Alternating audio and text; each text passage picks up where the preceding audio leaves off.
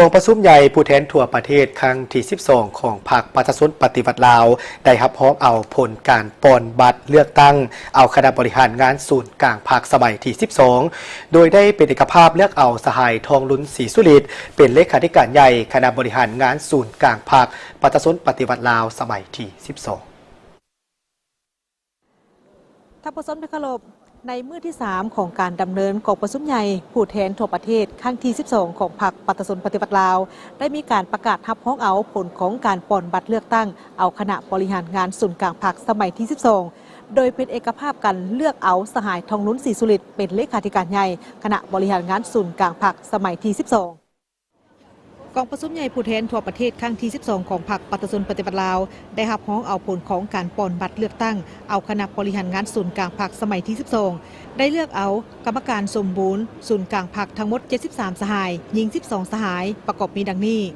1. สหายทองลุ้นศรีสุฤทธิ์ 2. สหายไซสมพรผู้บิหาร 3. สหายสอนไซศรีพันดร 4. สหายคำพันธ์ภูมิทัศน์ 5. สหายกี่แก้วไข่คำพิทูล 6. สหายพลเอกวิไลลาคำฟอง 7. สหายนางสีใสหรือเดชมุนโซน 8. สหายเฉลิมใจโกมสิทธิ์ 9. สหายคำพันธ์เผยยวงศ์ 10. สหายอนุภาพตุนาลม 11. สหายทองสลิดมังโนเมฆ 12. สหายนางสุนทรสยจักร 13. สหายนางเบียงทองศรีพันดร 14. สหายกองแก้วไซสงคราม 15. สหายโซนธนูธรรมวงศ์ 16. สหายวิไลวงศ์มุดดาคำ 17. สหายเพชรพรหมพิพักษ์ 18. สหายสันติภาพพรหมวิหาร 19. สหายนางบุญคำบรจิต 20. สหายบัวคงนามวงศ์ 21. สหายนางใบคำคันธิยะ 22. สหายอรุณไซสุนทราช 23. สหายนางสวนสวัสดิ์วิยเกต 24. สหายโพไซไซยศร 25. สหายลาวเป่าส่งณวงไซ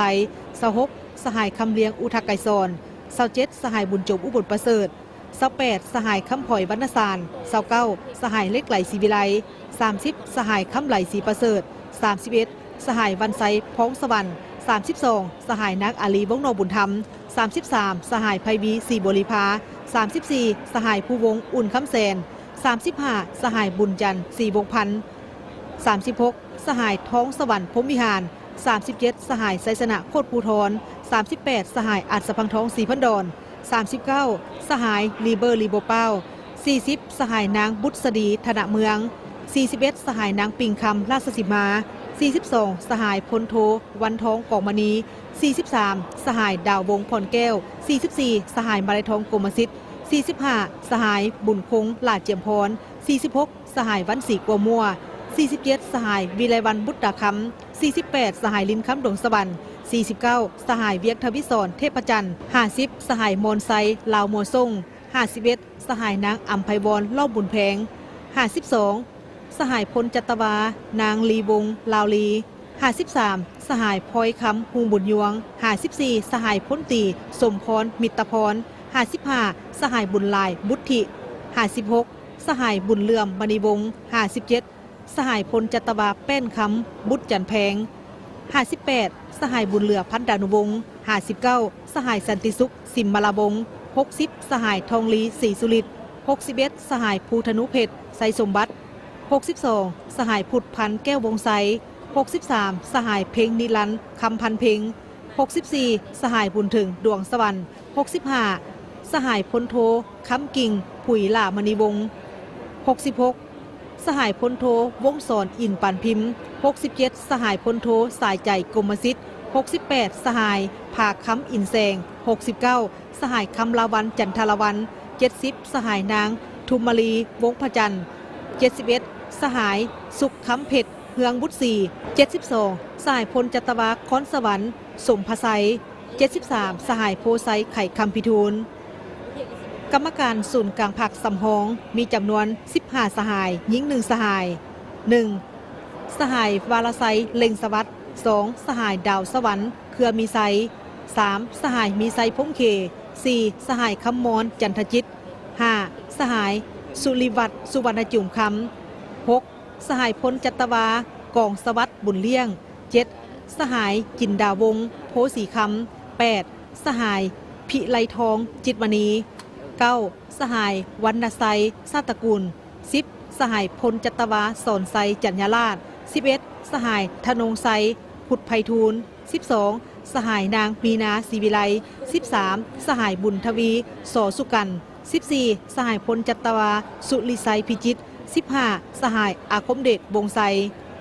กองประชุมได้เป็นเอกภาพเลือกตั้งเอากรมการเมืองศูนย์กลางพรรคประกอบมี 13 สหายหญิง 1 สหายมีดังนี้ 1. สหายทองลุ้นศรีสุริต 2. สหายไซสมพรพรหมวิหาร 3. สหายสอนไซศรีพันดร 4. สหายคำพันธ์พรหมทัศน์ 5. สหายกีแก้วไข่คำพิทูล 6. สหายพลเอกวิไลหลาคำฟอง 7. สหายนางสีใสลือเด็ดมุนซอน 8. สหายเสลิมไซกรมสิทธิ์ 9. สหายคำพันธ์เผยยวงศ์ 10. สหายทองสลิดบางหนอเมฆ 11. สหายเพชรพรหมพิพักษ์ 12. สหายพลโทคำเลี้ยงอุทาไกรสอน 13. สหายวันไซพ้องสวรรค์คณะเลขาธิการศูนย์กลางพรรคประกอบมี 11 สหายหญิง 4 สหายมีดังนี้ 1. สหายทองลุ้นศรีสุริต 2. สหายพลเอกวิไลหลาคำฟอง 3. สหายนางสีใสลือเด็ดมุนซอน 4. สหายเพชรพรหมพิพักษ์ 5. สหายวันไซพ้องสวรรค์ 6. สหายอนุภาพตุนาลม 7. สหายนางสุนทรสยจักร 8. สหายนางเวียงทองศรีพันดร